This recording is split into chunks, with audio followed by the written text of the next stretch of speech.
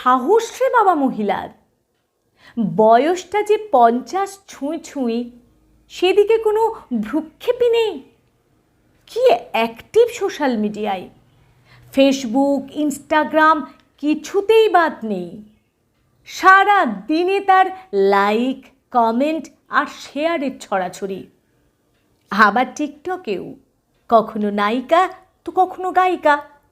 বাপরে বাপ, পারেও বটে। নিজেকে একেবারে টিনেজারে এনে নামিয়েছে। এই তো সেদিন দেখলাম হই হই করতে করতে পার্টিতে মেয়ের সাথে ডান্স করছে। উফ, লজ্জার মাথা খেয়েছে এক্কেবারে।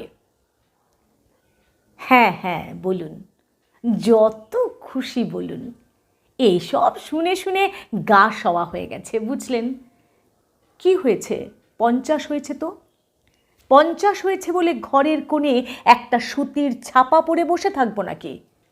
শুনুন, সারা জীবন শুধু এটা করতে নেই, ওটা করতে নেই, এখানে যাওয়া হবে না, ওখানে যাওয়া হবে না, এই শুনে এসেছি। যখন 16 ছিলাম, ছেলে বন্ধু তো দূরের কথা, কোনো মেয়ে বন্ধুর বাড়িতে গেলেও মাকে সঙ্গে নিয়ে যেতে হতো। আর পিকনিক, ঘোরাফেরা, সিনেমা, ওসব তো অলীক কল্পনা ছিল মশাই, অলীক কল্পনা।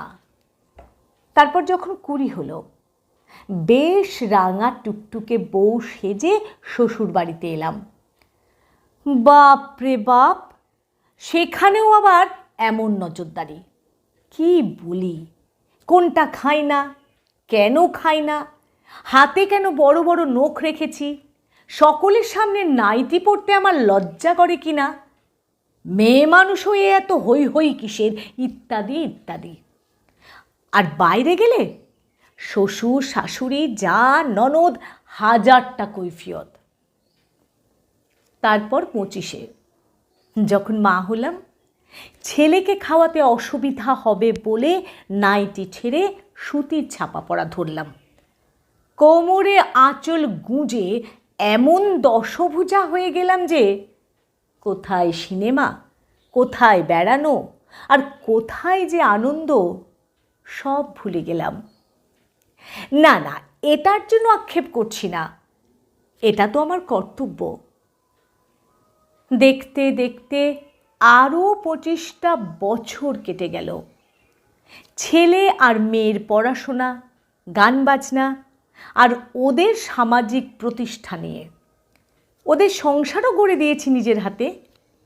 ওরা এখন যে যার মতো বন্ধুবান্ধব, হই হুল্লোড়, পার্টি, ভ্রমণ এসব নিয়ে ব্যস্ত। তাই আমিও একটা প্রোফাইল খুললাম, খুঁজে নিলাম নিজের একটা জগৎ। জানেন, আমার ফেসবুকে ফ্রেন্ডের সংখ্যা এখন 2000 ছাড়িয়েছে। আমার আবার ফেসবুকে ভেসে ওঠা ওইসব রেডিমেড কমেন্টে মন ভরে না। তাই ভালো কোনো পোস্ট পেলেই ইয়া বড় একটা কমেন্ট লিখি।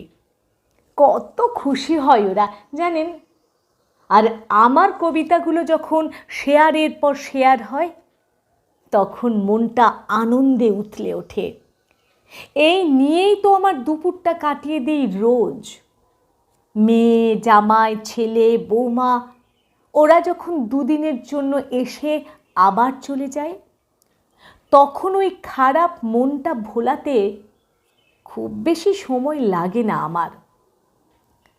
জানেন, এখন আমি নিজের পছন্দের মাছ কিনি বাজার থেকে, আর যে খাবারটা খেতে ইচ্ছে করে সেটাই বানাই। যেখানে যেতে ইচ্ছে করে সেখানে যাই।